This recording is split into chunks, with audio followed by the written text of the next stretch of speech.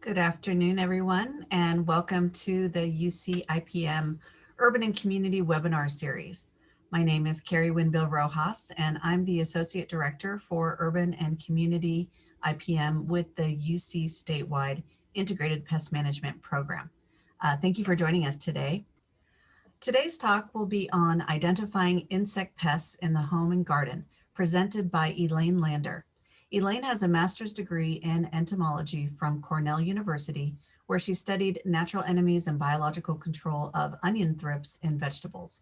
She has worked in various parts of the food and agriculture industries over the last decade, from IPM research in Napa and Sonoma wine grapes to coordinating and teaching community cooking and nutrition programs for youth and adults.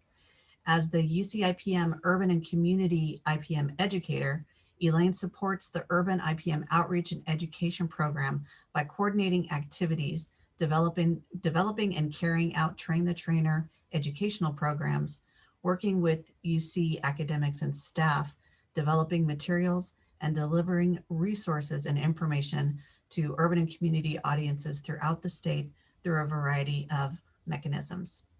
Take it away, Elaine. Thank you, Carrie, and thank you everyone for joining us today. So let's jump right into the presentation. There we go. So when you're identifying insects, you want to use different types of information. We'll cover that today. Some of it's going to be technical knowledge like insect orders, life stages, metamorphosis, but it's also good to look at the damage or the signs of insects and insect activity that you might be seeing in your home and garden and use that information as well. So as I said, we're going to kind of cover all of these areas briefly in today's presentation. So what is an insect? Sometimes we call them bugs, critters, or creepy crawlies. Insects all have characteristics that make them insects specifically. It differentiates them from other types of animals. These characteristics are generally for the mature adult stages of insects because the immatures can look very different. So what are we talking about? Insects have three distinct body regions. They have a head, a thorax, and an abdomen.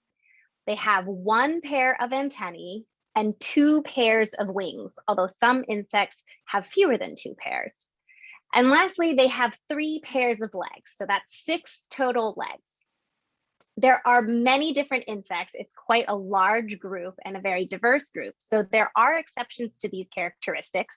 I will mention some of these exceptions when it is a useful diagnostic character, when you're trying to figure out what insect you might be looking at.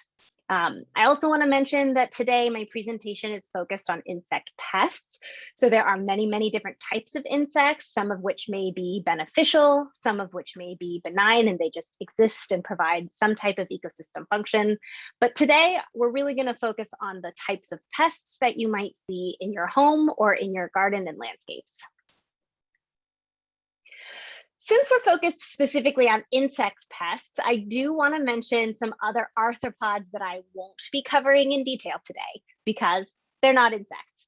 We only have a limited amount of time, so I really want to narrow it down. You might see these pests in your homes or in your gardens, but again, they're not insects. Pillbugs are actually crustaceans, spiders and mites are arachnids, and snails are mollusks. They actually lack the characteristics that we talked about in the previous slide. So some of them have too few legs, some of them have too many, they don't have wings, etc. So these are arthropod pests that you may see, but this is probably the last time you will see them in my presentation today.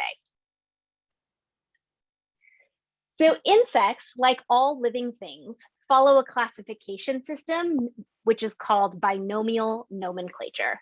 From the broadest category to the most specific, we have kingdom, phylum, class, order, family, genus, and species. I typically will use a mnemonic to try to remember that order. The one I use is kings play chess on fine grained sand. Another one that I like is King Philip came over for good soup. And this mnemonic helps us remember the classification system in order to identify the all living things. So insects are grouped based on similarities and differences, and this binomial nomenclature system helps to give us an understanding of how insects are related to each other. So let's go through an example. I will use a beneficial insect here. So this is a lady beetle. It's an animal, so it's in the kingdom Animalia. The phylum is Arthropoda, which includes all insects as well as some of the non-insects we saw earlier. The class is Insecta, as opposed to Arachnida for the spiders and mites. The order of beetles is Coleoptera. This includes all other beetles like carpet beetles, bark beetles, Hoplia beetle. The family for lady beetle specifically is Coccinellidae, and the beetle pictured here on the slide is the genus and species Hippodamia convergens. Often we'll use common names, and the common name of this beetle is the convergent lady beetle. Other lady beetles, although they might look similar, have different genera and species names, so a different genus and species. Other beetles that look like this, you may also hear them called ladybird beetles, or perhaps the most well-known name for beetles that look like this, ladybugs. When we talk about ladybugs or lady beetles, we may not always be referring to the one pictured here and in the previous slide. The reason we use the genus and the species name is because it allows us to be more specific with what type of insect we're dealing with. So ladybug is an example of a common name, and some common names are local or regional. They may not be the official common name. So some common names that we've heard in our outreach and our education include waterbug, meat bees, or HBs. There are different groups of insects as well. We'll get into that a little bit more later. And sometimes what we call an insect using its common name can misidentify what type of insect it actually is. So this is just a little reminder that sometimes spelling can be really important. So when spelled correctly, some of the common names actually indicate what group an insect belongs to. For example, box elder bug is a true bug, but ladybugs are actually beetles. Houseflies are true flies. They're in the order Diptera, but they're different from dragonflies, and dragonflies are in a totally different order. Syrphid flies are also true flies, but butterflies are in a different group than houseflies and dragonflies. So you've heard me talk about orders as one group of classification, and there are different orders for different insects. Insects are grouped into about 30 orders according to wing similarity and mouth parts. I say about because taxonomists are regrouping regularly based on DNA and additional research. So the the orders of insects have actually changed since I was in grad school, and we're constantly finding out more. And sometimes these groups, these taxonomic groups, will shift a little bit. So some examples, and we'll go through more a little bit later, include Orthoptera, which are the grasshoppers and crickets, Blattodea, which includes cockroaches and now includes termites.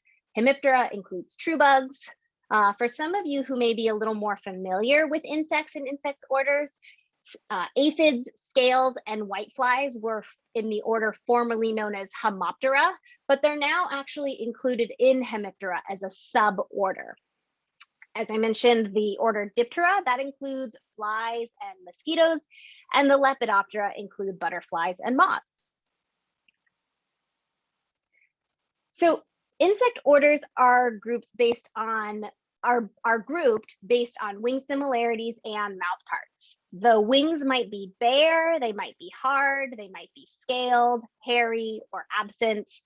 They're typically strengthened by veins, which can be used for more specific identification using a dichotomous key.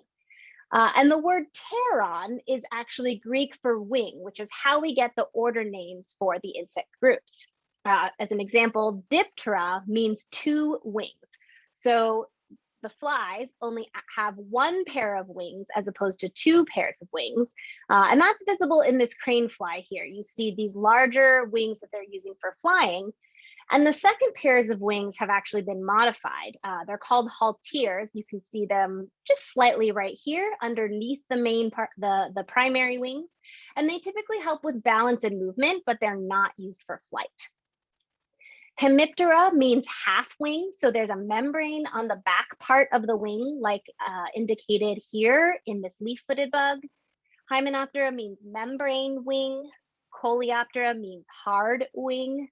And Lepidoptera means scale wing, which describes the scales that make up the patterns that we typically see on the wings and the bodies of moths and butterflies. Dermaptera, or the group of earwigs, translates to skin, no wings. So the aptera is no wings. So these order names kind of help classify the insects and can kind of give us a clue as to what we might be looking at based on the insect that we see in front of us. So different mouth parts of insects are indicated here. Different insect groups may have similar types of mouth parts and ways of feeding. So flies typically can have sponging mouth parts. Some of the chewing insects can include beetles and caterpillars. Piercing and sucking insects include aphids, true bugs, and mosquitoes. And then the moths and butterflies typically will have siphoning mouth parts. It's a sort of curled up straw that's called a proboscis. So we're going to talk a little bit about insect growth and development. And the reason why is that understanding these aspects of insects will also help you identify what you might be seeing in your home and garden. So all insects begin life as eggs. These are laid in areas where the immature insects feed. Insect eggs can look very different and be laid in many different types of configurations. And there's quite a lot of variety within each order of insect. So some of the examples that I'm including here are these moth eggs, which are round and laid in clusters. There are also moth eggs that are laid by themselves that have different shapes. This syrphid fly egg is laid singly as opposed to in clusters. And these harlequin bug eggs are barrel shaped, they have a pattern, and they're laid in clusters. And they'll look different from other types of stink bug eggs. Sometimes, though, you don't actually see the egg. So, for example, aphid species hatch within the body of the female parent, and the immatures are born as live young. Cockroach eggs are inside an ootheca or an egg case, and so you'll see the egg case, but then the insects hatch within the egg case, and then they emerge as immatures. So we've got an ootheca with some immature cockroaches peeking out, and then some aphids with different stages and sizes of aphids in this top picture. All insects have exoskeletons or a hard exterior that they molt or shed as they grow. So as insects grow, there can be slight to significant modifications in their appearance every time it molts. Depending on the insect, there are usually 3 to 6 molts in the immature stage. So here you can see a grasshopper. This is the insect here, and it has emerged from its shed skin, which is this sort of translucent shape of a grasshopper over here. And then over on the right side, this is the live aphid in this sort of this yellowish insect here, and it has shed its molt, the exoskeleton here, which is sort of this dark gray and black color. So the process of shedding or molting can take some time. It's not like taking off a jacket. The exoskeleton actually covers the entirety of the body of the insect, as well as parts of the inside of the insect, including the respiratory system. So it takes a while for the exoskeleton to really come off and come out, and for the insect to emerge. Metamorphosis is what we call the change in the form and appearance from immature to adult insect. The immature stages are called instars. And as we mentioned before, insects have 3 to 6 immature stages. So we have 3 to 6 instars, and we'll sometimes call them first instar, second instar, fifth instar. and that refers to how large the immature insect is. The functional wings for most insects, that have them, only appear in the adult stage. And once an insect reaches an adult stage, it no longer molts or increases in size. So insects are done growing once they reach that adult stage. There are two types of metamorphosis. One we call gradual metamorphosis, and the other we call complete metamorphosis. All insects within a single order, so all of the orthopterans, all of the lepidopterans, they will undergo the same type of metamorphosis, either gradual or complete. So in gradual metamorphosis, sometimes we call it hemimetabolous metamorphosis. The egg hatches into a nymph. This is the immature stage for gradual metamorphosis. The nymph goes through 3 to 6 instars, depending on the species, and then becomes an adult. The adults mate, and then the female produces and lays eggs, and the cycle begins again. With complete metamorphosis, there's an in-between stage.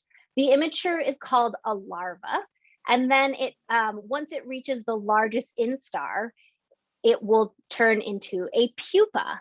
So this pupa is the in-between stage between the larva and the adult.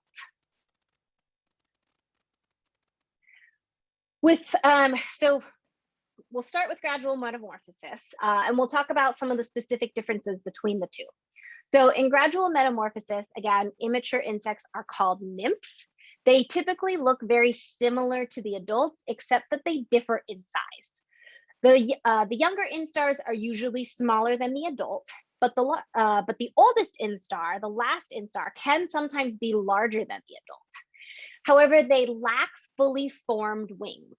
So in these leafhoppers, true bugs, grasshoppers, aphids, and termites, these are all insects that go through gradual metamorphosis. And in this lygus bug, you can see 3 different instar stages here. These are nymphs, and then this is the adult. And then in the largest instar, you can actually see these here are wing pads or wing buds, and they will develop into the wings that you see in the adult. The other type of metamorphosis is complete metamorphosis, and again includes that in-between stage that we call the pupa or the pupal stage. The immatures are typically called larvae, not nymphs, and they generally look very, very different from adults, both in their size as well as their morphology or their shape. The immatures still lack fully formed wings, and some examples of insects that go through this type of metamorphosis include the bees, ants, wasps, flies, beetles, and moths. Some insect orders actually have specific names for their immatures, and in this case, as an example, the larvae of flies are called maggots. So you might hear them referred to that, or if you are familiar with the insect term maggots, they're typically referring to the immature larvae of flies. The larvae of beetles are often called grubs, and the larvae of moths and butterflies are often called worms or caterpillars. With complete metamorphosis, there's a lot that changes between the larval and the adult stage. They typically have different mouth parts, which means they have different feeding habits. In some groups, the immature larvae do damage to the plant, but not the adult. The pupal stage, again, is unique to insects that go through complete metamorphosis. It's often inactive, and it might look like the insect is dead, or it might not even resemble an insect at all.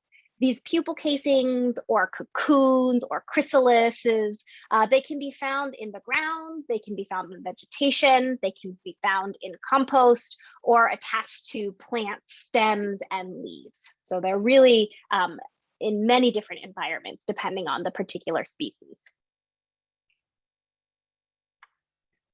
So here we have some examples of insect orders. We'll go through some of these, and you might see them in your home or in your garden. And listed are the insects that are part of that order.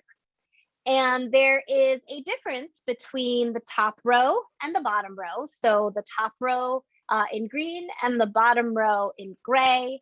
And that is the type of metamorphosis that they go through.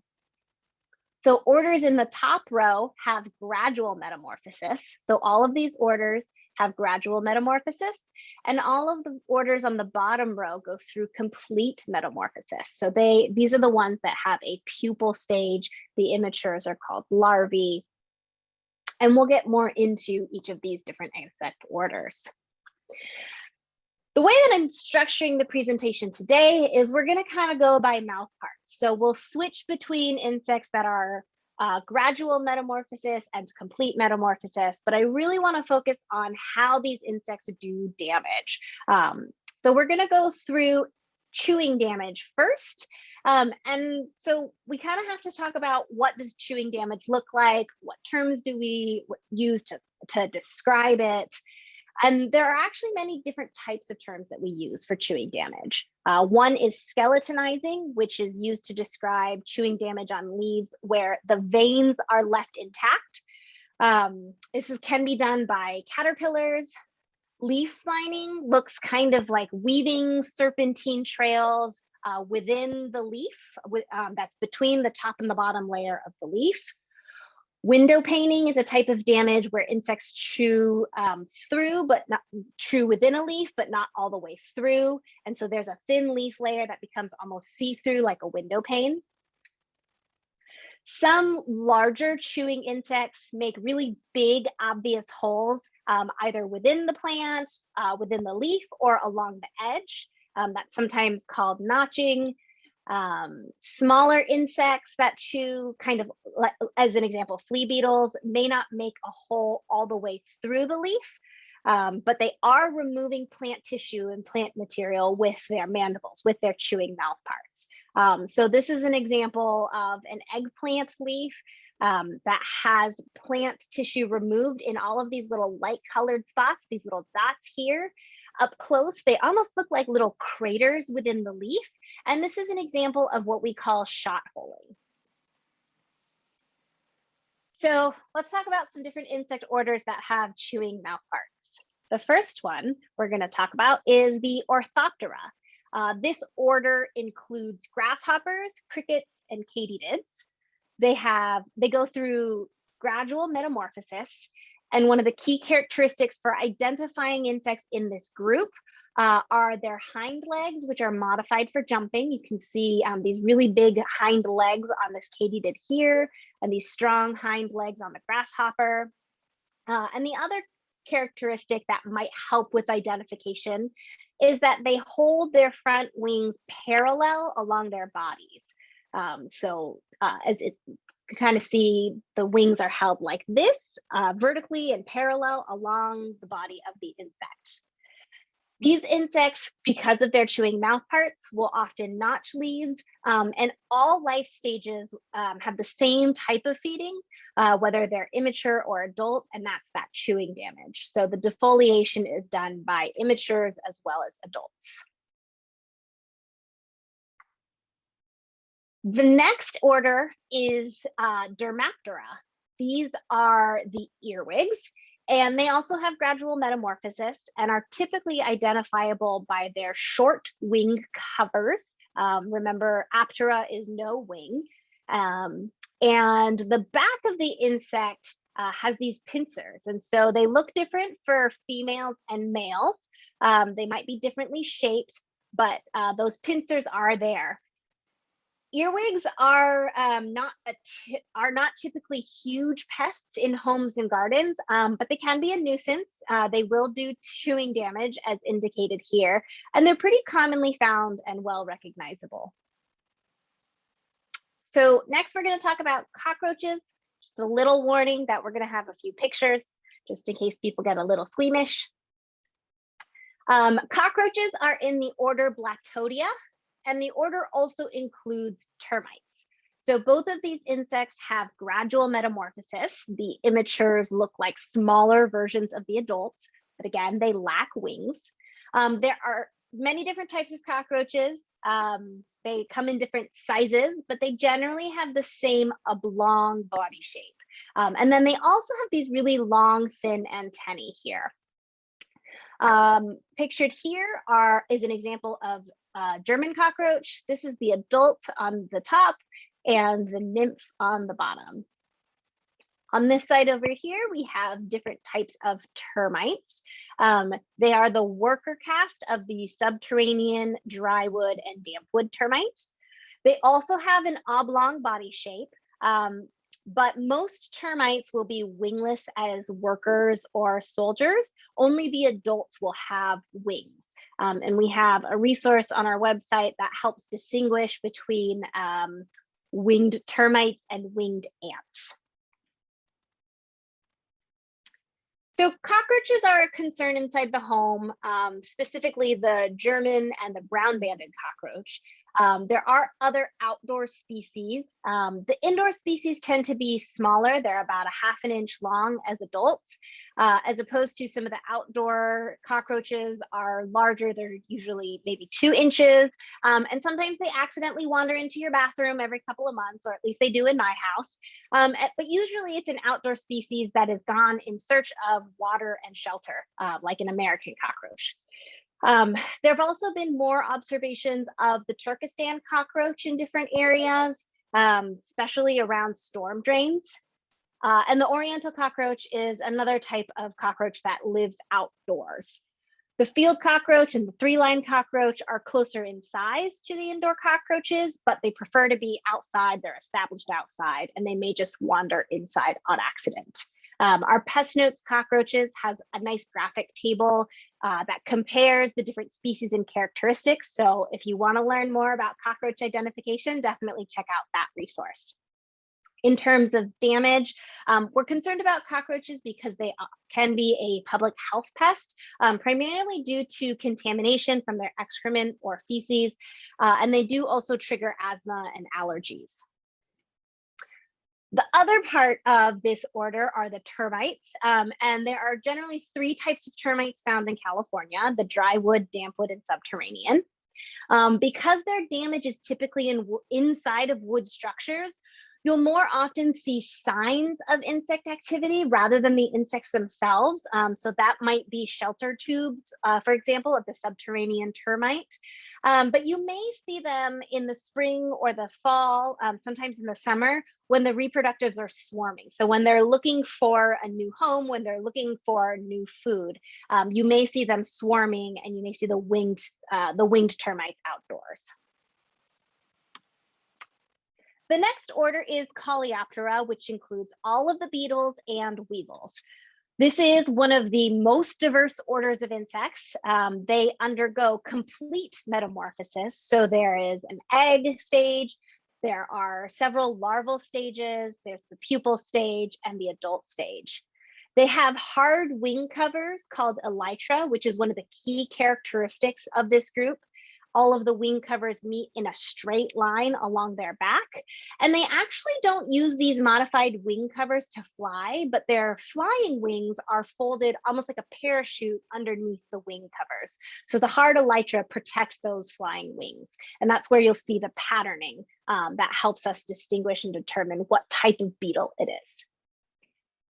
The damage that they do, similar to other chewing insects, include notching leaves, chewing on roots, shot holing, as well as boring through insects and stems, roots, trunks, etc.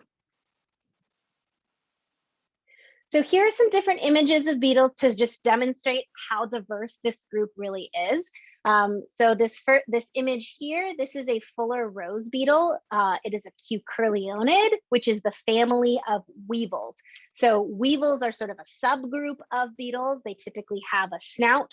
So you can see it's a little bit pointed on the head capsule here, but some even have a more extended snout that looks almost like a beak of some kind. This is a picture of some damage and emergence of the gold-spotted oak borer. This is in the family Buprestidae. These beetles are very, very small. They're less than an inch long. And the larvae, the immatures, are actually the ones that feed under bark and do the most damage to trees.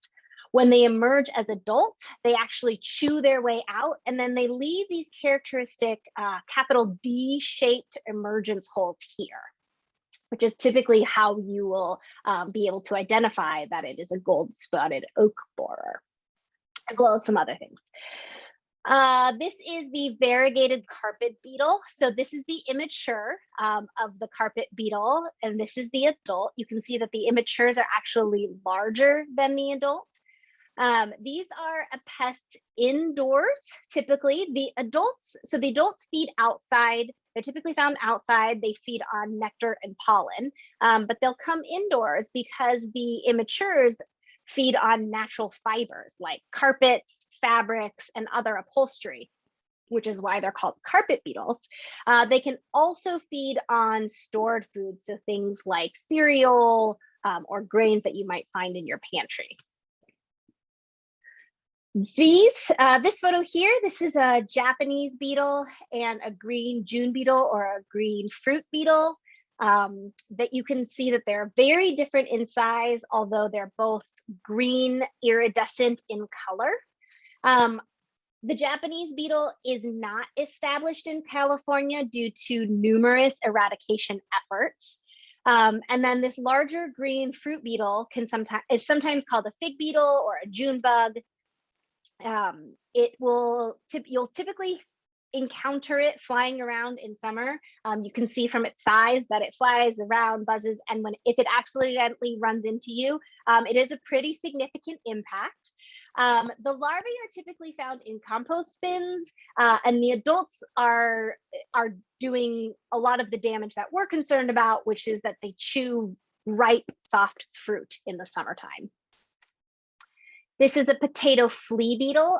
This is in the family Chrysomelidae, and flea beetles are very small. They're less than 1/10 of an inch long, and they typically will jump like a flea when disturbed. So that's how they get their common name. But I just want to note that they're not fleas, and fleas are in a different insect order. So again, those common names can sometimes be a little bit confusing. And then finally, this is damage from a cowpea weevil. The emergence holes in these black-eyed peas here. So it's eaten and fed on these dried beans, and then it's also contaminated this product. These little white dot sesame seed looking dots are actually the eggs of the weevil. So lots of different types of beetles feeding on lots of different things in lots of different sizes. Just to give an example of some of the diversity of insects and beetles specifically that might be doing damage in your home or in your landscape. This next order is the Diptera. So these are the flies, and the immatures have chewing mouthparts. So that's what we're going to focus on for this slide here, is the immature life stage. Flies go through complete metamorphosis, and they only have one pair of wings as adults. So again, that di-2 Diptera, only having 2 wings. The damage depends on the particular insect. Again, the immatures are called maggots, and are generally or can be some of the most damaging life stages. So some of their damage includes gall making, tunneling in fruit, like these apple maggots here, leaf mining that I mentioned earlier, as well as feeding on roots of plants like these fungus gnats and crane fly larvae. So with fungus gnats, we'll sometimes see them on house plants, the adults kind of flying around, but it's really the larvae that are the problem. The immature stages of Lepidoptera are called caterpillars or worms. These immature stages and again, these are the immature stages of butterflies and moths. They go through complete metamorphosis with a pupal stage, so what we might call a cocoon or a chrysalis. As adults, the identifying characteristics include their large front and hind wings. Their bodies and their wings are covered with scales. And the immatures have a very well-developed head capsule. So they have sort of this hardening on the head. And then they also have what are called prolegs. So these prolegs are sort of fake legs, but they help immature caterpillars move. As we mentioned earlier in the talk, insects only have 6 legs at most, whether immatures or adults. But the prolegs look like legs. So if you can think of an inchworm and how they move the front of their body and then the back of the body, that's the prolegs helping them to move. So it may look like caterpillars have more than 6 legs, but there are prolegs that help them move around. So this is a tobacco hornworm. And it's quite large. It can get up to the size of your finger. And because it's so large, its excrement or its frass is also quite large. And so that can be a contaminant when you're growing food for consumption. And these are clothes moth larvae, and they've made these webs, this webbing of debris and frass.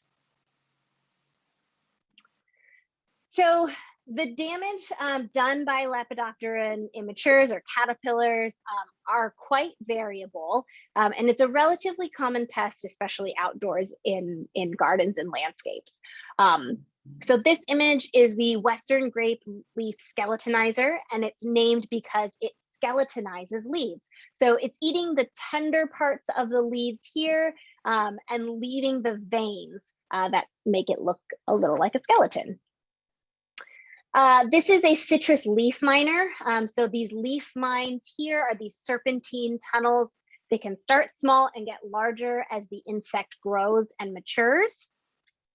This is a photo of the Western tent caterpillar on oak. It's a pretty common, but it can also be kind of disturbing. These caterpillars aggregate and feed together, so they create these webbed tents here. And then you'll see many, many caterpillars all at once, either inside or around the tent feeding. And then this is the black cutworm larva. The black cutworm is a pest of turf, and it chews the leaves and the crowns of grass, and it'll kill grass that way. So the last of the chewing insects that we'll talk about today, before moving on to piercing sucking insects, are the Hymenoptera, which include the ants, the bees, and the wasps. They also go through complete metamorphosis, and the adults and the immatures look very, very different. One of the key characteristics of this group is that there's a thin waist between the two segments behind the head. So the thorax and the abdomen, there's a thin waist here and here. It's really tapered. So that's one of the characteristics that can help you identify, is it in this order? Is it in the order of Hymenoptera? When wings are present, they're only present in the adult stages. So typically with the bees and wasps, occasionally with the ants, but we'll often see worker ants that have no wings. But when the wings are present, the forewings are larger than the hind wing, but they're hooked together and they're used and they fly together. The immatures may not always be seen, but they will typically look caterpillar-like or grub-like. So they're kind of short, kind of fat, kind of wiggly. This is a paper wasp that you might encounter. They make these umbrella-shaped nests that hang typically in eaves. And then this is an Argentine ant. And we have a really great ant key that helps you determine what type of ant you have, because there are many species in California that have many different sizes. Some are very small, some are very large. So there's a lot of diversity in this order as well. Leaf cutting bees and leaf cutting ants can do damage in landscapes by notching leaves, as an example. Carpenter bees can do damage to structures. Gall wasps actually create different types of galls. Here's an example of some different galls on oak leaves. So these are two different types of structures on oak leaves. And then they can also create larger galls that are the size of apples. And then while we typically think of bees as beneficial, and they are, bee swarms can be considered a nuisance.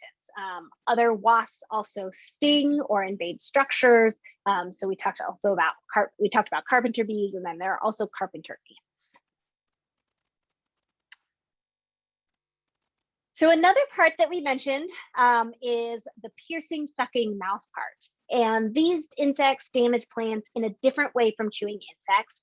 They're typically sucking the liquid content from the plants, either from the plant cell or from the phloem or the xylem. The damage is visible to the naked eye, and there are different types of damages, so they have different descriptions, similar to the chewing damage. So cat facing is a term that describes fruit which grows kind of funny or a little smishy. It's common in tomatoes and other soft fruit like apples and pears. It's typically caused by insects as they're releasing a toxin when they feed. So the cells around the feeding continue to grow around the dead tissue. And so it creates a divot or a depression in that fruit. A similar thing happens in leaves as well. So leaf curling or cupping, as an example here, where the live tissue is continuing to grow around the dead tissue, and it causes a misshaping of the leaf as it's growing.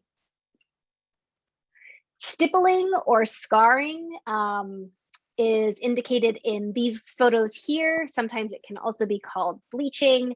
And what's happened is that the chlorophyll, the green part of the tissue, has been removed. And so you'll see these white sort of strips here, as well as all of this white area over here. And that causes the plant to be less able to photosynthesize and grow, which can cause wilting, stunting, or even death of the plant.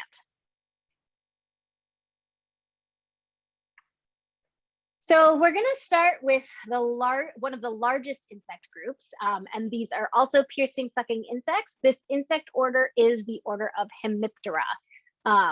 The group is divided into suborders that sort of group differently shaped insects among other traits. They all have piercing sucking mouth parts, but the suborder Heteroptera are what we call the true bugs. These include leaf-footed bugs, plant bugs, stink bugs. They go through gradual metamorphosis, so the immatures and the adults look similar, and their wings have that half leathery, half membranous look to them, giving them the name Hemiptera for half wing. The other suborder is the suborder Homoptera. These include insects such as aphids, scales, psyllids, and whiteflies. They also undergo gradual metamorphosis and have straw-like mouth parts. When wings are present, they're often held tent-like above the bodies. But many of the insects are actually wingless, or they only have wings as reproductive, so in the reproductive stage. And I will show you some insects on the next slide. And because they're piercing sucking insects, so they have these straw-like mouth parts that they poke into the plant and suck up the plant juice, they cause some damage like stippling, curling, cat facing, scarring, wilting. And a key component of this particular group and why we're concerned about them is that they can transmit plant pathogens when they're feeding, which causes additional damage to the piercing sucking damage. So here are some different piercing sucking insects in the order Hemiptera. On the left here, we have the true bugs, which include leaf-footed bugs, bed bugs, lace bugs, and harlequin bugs. So you can see again that half-wing description of the leaf-footed bug. Bed bugs are an example of hemipterans in this group that have lost their wings, so they don't fly. And they unfortunately feed on blood of humans, and as opposed to feeding on the liquid of plants. On the right side, we have some examples of the suborder Hemiptera. So these are armored scales. They look like round scabs on a plant. These are psyllids. This is an Asian citrus psyllid, and so it's got its wings held tent-like over its body here. This is a green peach aphid, again, wingless except for the reproductives, which are not pictured here, and mealybugs, which are also wingless. So another type of piercing sucking insect are thrips. These are the insects that I studied in graduate school. They are in the order Thysanoptera. Side note, you will always have thrips. You will never have a single thrip. It's plural, there's always an S. They go through gradual metamorphosis. So the immatures and the adults look very similar. And they're small, they're very small, less than 3 millimeters. And one of the characteristics, other than being really tiny that you sometimes don't see them unless you're looking very carefully, is that with a hand lens or under a microscope, they actually have these fringed feathery wings as adults. The photo on the left shows an example of stippling or bleaching by greenhouse thrips. So they've really removed a lot of the chlorophyll and the cell contents of this leaf. There's also contamination concern with thrips. So as they're feeding, they will often leave their excrement or their frass, and you'll see like little black specks along where they're feeding, and that contamination is undesirable. Other thrips can cause distorted leaves or galls, like the Myoporum thrips here on the right. Another piercing sucking insect that have luckily also lost their wings are fleas. They undergo complete metamorphosis, so there is a pupal stage for fleas. They also have long hind legs adapted for jumping, which is how they move around because they don't have wings. And the cat flea is actually the most common ectoparasite of dogs and cats in California. They're very small, less than 1/8 of an inch, and they do also feed on blood. And part of the concern with this particular group of piercing sucking insects is that they transmit diseases and tapeworms. They can also be a nuisance pest if you have a flea infestation inside of your home or in your yard. And the last insect group that we're going to talk about today is the order Diptera. So we did mention it earlier. These insects include the flies and the mosquitoes. We talked about the chewing mouth parts of the immatures earlier, and the adults actually can have piercing sucking mouth parts. There's quite a bit of variation in the adult fly mouth parts, but they're generally adapted for sucking.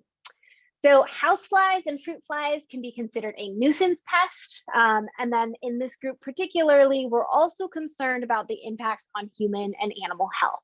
So some biting flies can transmit diseases, and mosquitoes in particular can transmit human diseases like dengue, yellow fever, or Zika virus, or West Nile. And in California, we are most concerned with two different genera of species, the Culex and the Aedes genera. So this is a Culex tarsalis and Aedes aegypti. So these mosquitoes are the ones that we are most concerned about here in California. So we've talked a lot about different insect groups today, how they grow, what they look like. But I just want to remind you all that if you see an insect in your home or garden, it might be a nuisance pest to you, but it doesn't necessarily mean it's causing damage. So I do understand, even as an entomologist, that if an insect is inside, you might want to kill it, or maybe you'll move it outside. But you know, if I'm outside, I sort of recognize like I'm in their space and maybe I don't have to do something about it, or maybe I do, depending on what type of insect it is and, you know, if it's doing some damage.